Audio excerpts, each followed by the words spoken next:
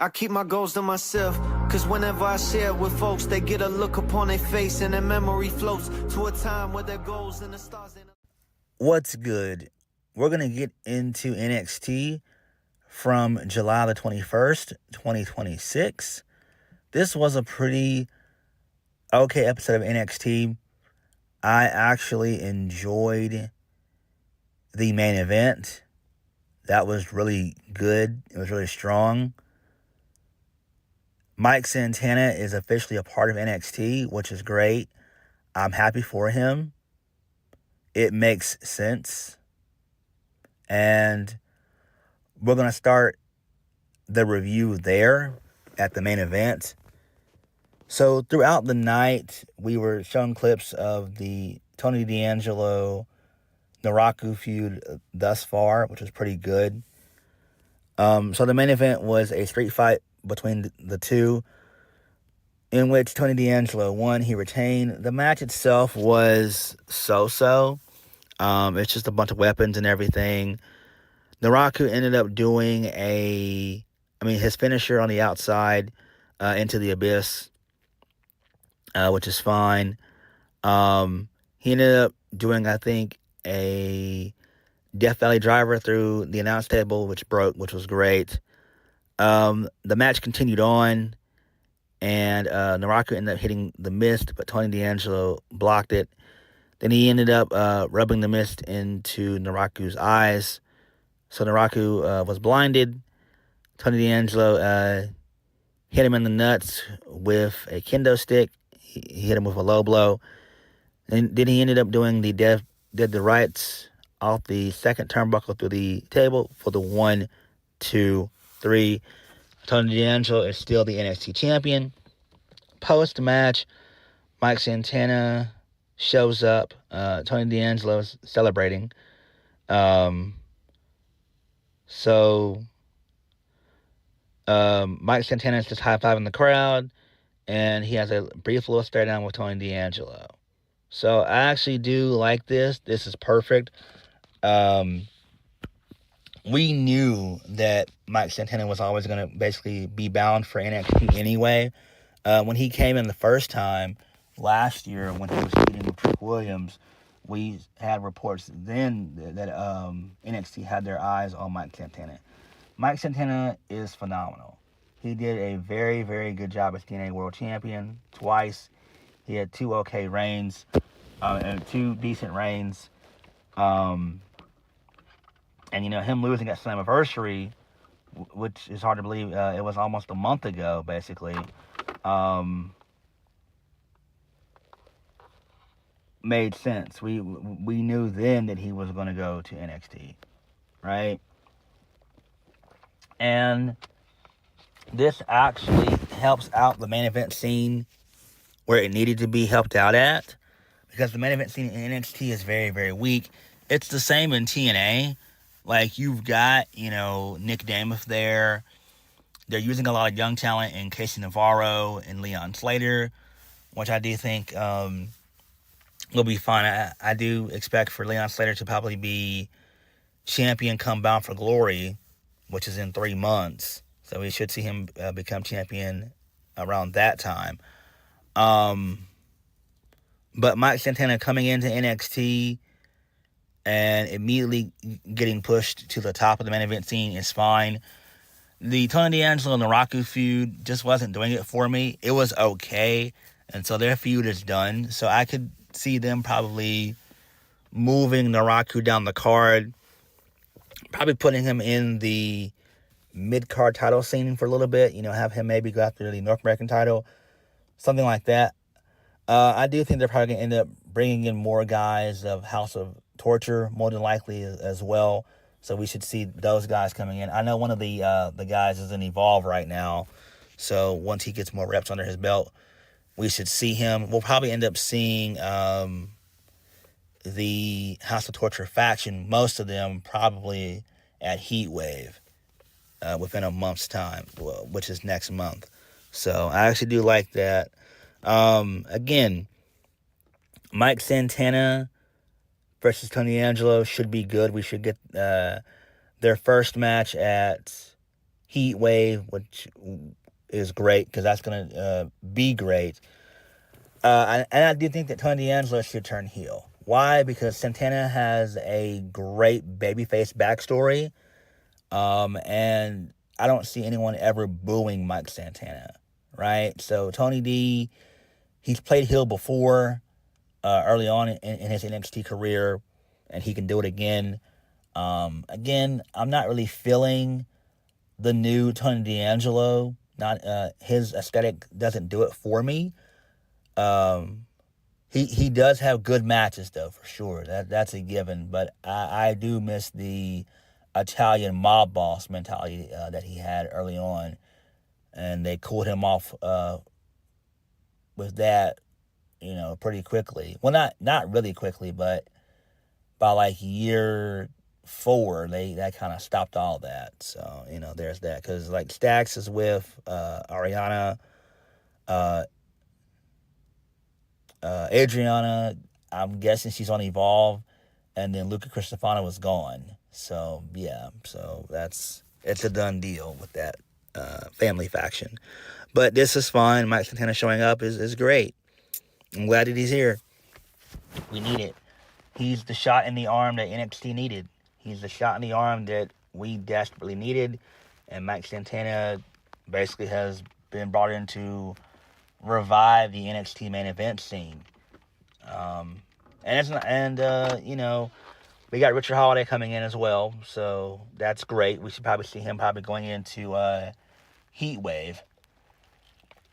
I honestly think that he should debut at Heat Wave, but you never know. I mean, we have a month until that happens. Maybe he comes in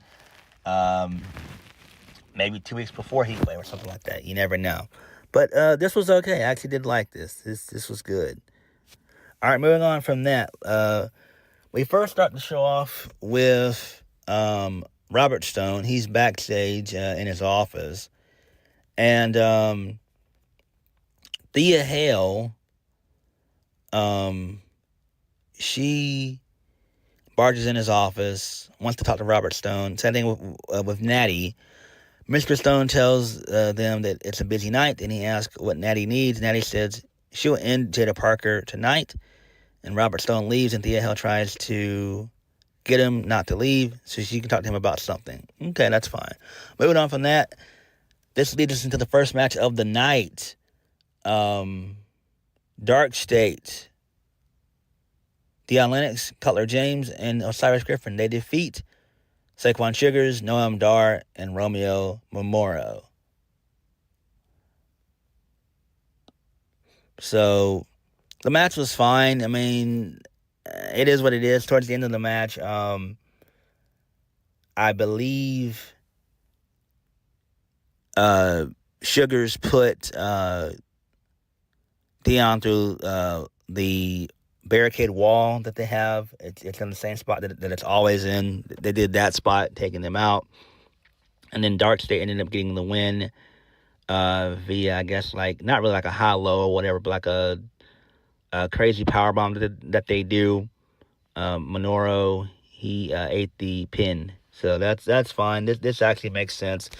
And then, the feud with Dark State's not over. It's not over between Saquon Sugars and Deion Lennox. It needs to be, but it probably won't end.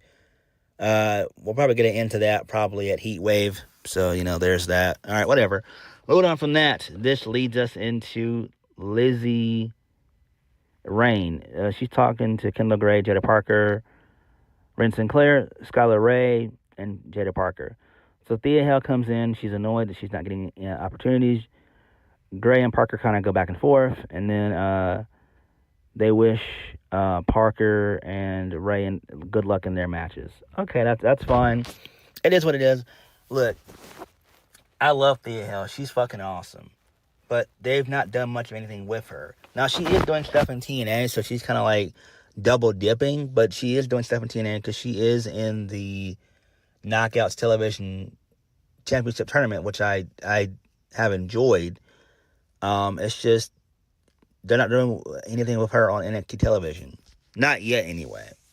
And that's not good because why? Because Thea Hale was in one of the best acts in the entire promotion until until most of the guys got released. So once Chase U got released, most of them, then, she was by herself. But she was doing really good in like 2023, 2024, a little bit last year, and then all of a sudden, fast forward to this year, she's not really done much of anything, which is not good. I mean, she's a great baby face, and the crowd loves her. So hopefully she can start getting a push. Moving on, this leads us into Kendal Gray and Lola Vice. They have a face-to-face. So Kendal Gray comes out first, then Lola Vice comes out second. Kendal Gray tells Lola Vice that she's glad that Lola Vice is now the new number one contender, although she wanted to run it back with either Kalani or Kelly Armstrong. Lola Vice says that Kendal Gray can dominate the division when she's done. Lola Vice says that she's not done yet. So Lola Vice begins to talk about how it was finally her time. She had to wait. She had to get in the back of the line after, Stephanie, JC, Julia, and I forgot the other woman she named. I can't remember. But,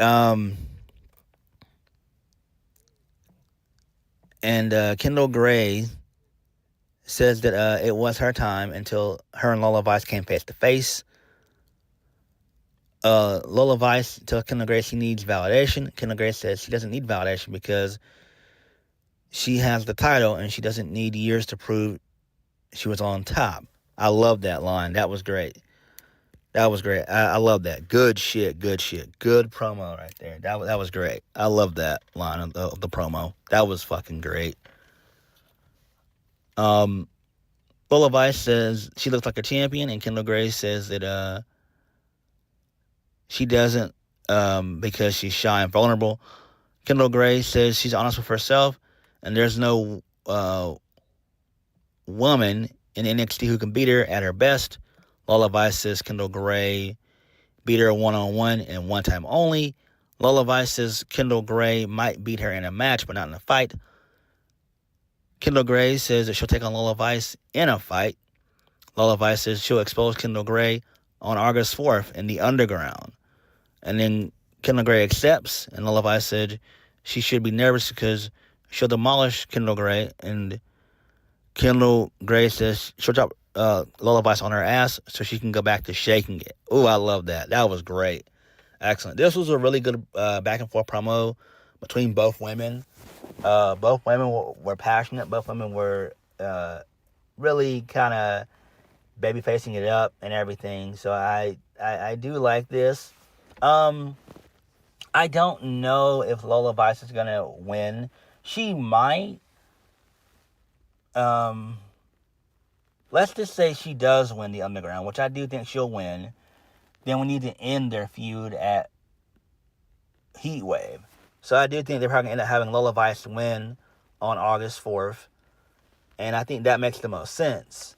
So, yeah, let's just go with that. You still can continue to build the feud even more. Past the 4th. And then you end it at Heatwave. Maybe you do like a last woman standing match. Maybe you do a steel cage. Maybe you do an I Quit match. You do something like that to end their feud. But I do expect for Lola Vice to win the Underground. Like that's her wheelhouse right there. That's her fucking wheelhouse. So why would she lose? All right, moving on from that. This leads us into Keanu Carver. He destroyed Hank. So, there's that. That's fine. It is what it is. So, whatever. Post-match, he ended up beating up Hank and Tank. And then EK Prosper, he got involved.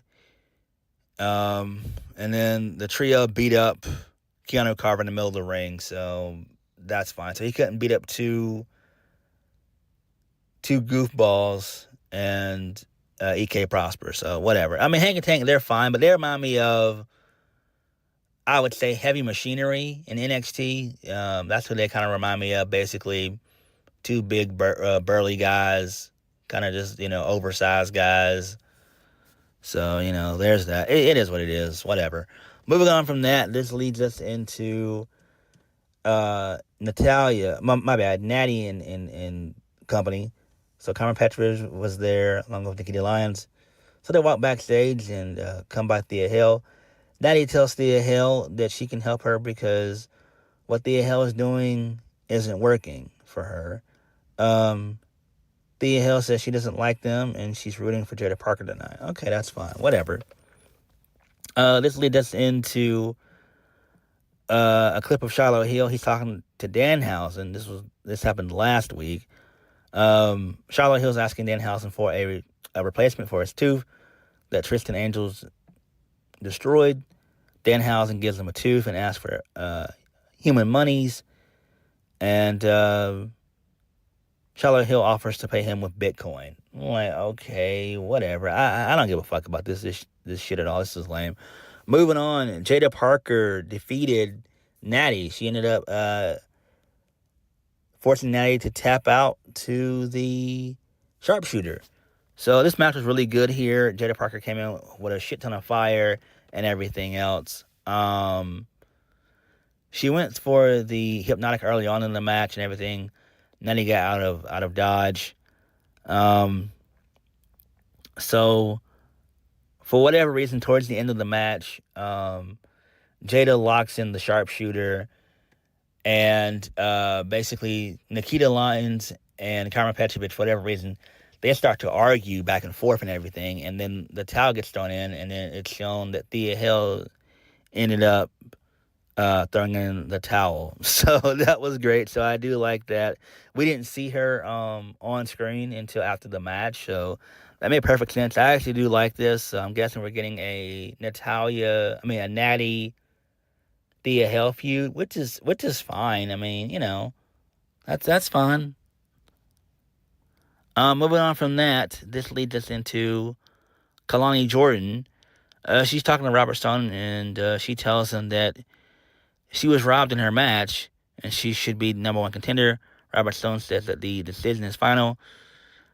Kalani questions his integrity and leaves. So, OTM, they show up, and they ask what's going on with them. And Robert Stone wants to talk to Nima about opportunities in AAA. And so Price, he leaves, kind of all sad or whatever. Who gives a damn about this? Moving on, Sean Spears defeated Nika Vance via DQ. I don't give a fuck about this at all. This was lame. Who gives a shit? I don't care. I really don't. Moving on from that, this leads us into Robert Stone. He's talking to Cam Hendricks. Cam Hendricks says that he's 67% healed. Miles and Tavion Heights, they come by. Miles Bourne said he wants to team up with Tavion Heights for a tag team title match.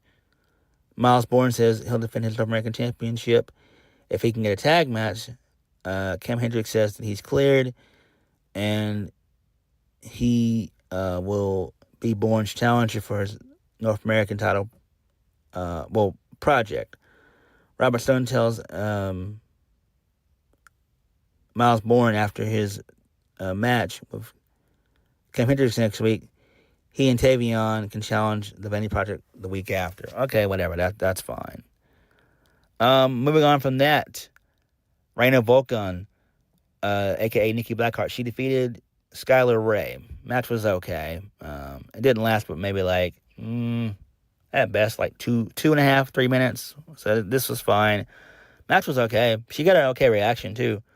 She ends up hitting the natural disaster, and that was it. So Skylar Ray tapped out. So Raina Volkan, she's good. She's good. She's good. Again, I am very interested in what they're going to do with her going forward. Hopefully it ends up being her and Zarya at some point for the Women's North American Championship. I think that would be great. So hopefully that does happen in due time. All right, moving on from that. Yeah, that's it, because we already went over the main event. So, oh no. One more thing. Robert Stone, he tries to eat some popcorn chicken from KFC before the street fight. Charlotte Hill comes in and says vengeance has consumed him and he wants Christian Angels. Robert Stone says they can have a match next week. And then Charlotte Hill proceeds to take all 4 cups of Robert Stone's popcorn chicken. Like, what the hell? That's so dumb. Like, it's dumb. It's like, that stuff is bad for you. I could see eating 1, but 4? What the fuck? But hey, it is what it is, man. That's him, not me. But whatever. But that was NXT. So NXT overall was okay. The main event was fine. Mike Santana showing up makes perfect sense. I'm glad that he's there in NXT. So he being there can help out NXT tremendously, which is great. So him being in the main event scene is going to be great. The mid-card is the mid-card. It is what it is. The women, they still continue to kill it. I'm excited for Lola Vice and Kendal Gray in the Underground, NXT Underground. That'll probably be the main event of that show anyway, more than likely. So I do like that. That should lead to our third and final match at Heat Wave, which would either be like a steel cage or something like that. Steel cage, I quit, or last woman standing, something like that. Something to end their feud, because I do think they are going to end up giving the title back to Lola, especially when she wins Underground, So there's that. I'm looking forward to that. Jaida Parker beating Nattie is great, so I like that. Miss Parker finally got a dub, so that's good. And everything else is kind of, so-so. What did you guys think? Let me know. Like, comment, subscribe. Peace.